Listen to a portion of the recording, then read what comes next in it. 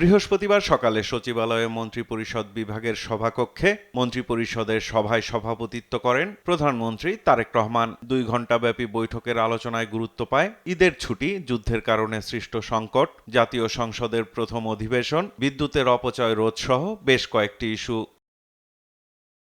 বৈঠক শেষে এদিন বিকেলে মন্ত্রিপরিষদ সভায় গৃহীত সিদ্ধান্ত নিয়ে সাংবাদিকদের ব্রিফ করেন মন্ত্রিপরিষদ সচিব নাসিমুল গনি। স্বাধীনতা পুরস্কার 2026 তারিখের এইটার চূড়ান্ত হয়েছে। এবারে 20 জনকে পুরস্কার দেওয়া হচ্ছে।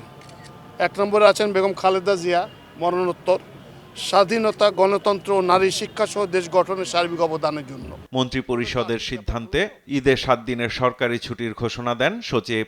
ভিগো ওয়্যার গার্ড প্রয়োজন মতো বাঁকানো যায়, অধিক চাপেও ভাঙে না। ভিগো।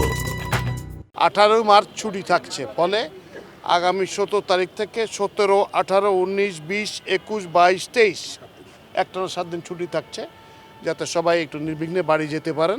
জানান যুদ্ধের কারণে সৃষ্ট সংকট মোকাবিলায় গঠন করা হয়েছে বিশেষ কমিটি। এনার্জিটা একদম তো সারা বিশ্বেরই একটা সমস্যা।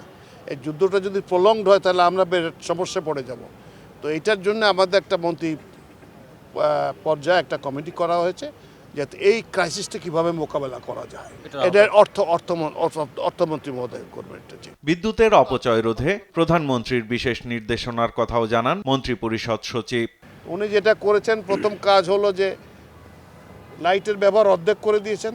বলেছে কোনো ব্লাইন্ড পর্দা থাকবে না, তাহলে যথেষ্ট সানলাইট আসবে। যেগুলো যেমন বাথরুমের লাইট জ্বালানো থাকে এগুলো থাকবে না। করিডোরে এনার্জি সেভিং বাল্ব লাগাতে বলেছেন। অবৈধ এসি যদি থাকে সেগুলো বন্ধ করে দেবে। আর 25 ডিগ্রি নিচে কোনো এসি চলবে না।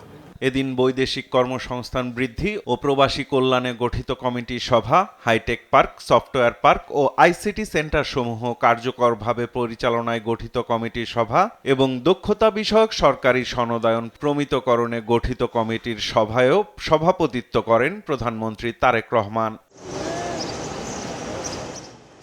সাইফুল রিপন, দেশ টিভি, ঢাকা।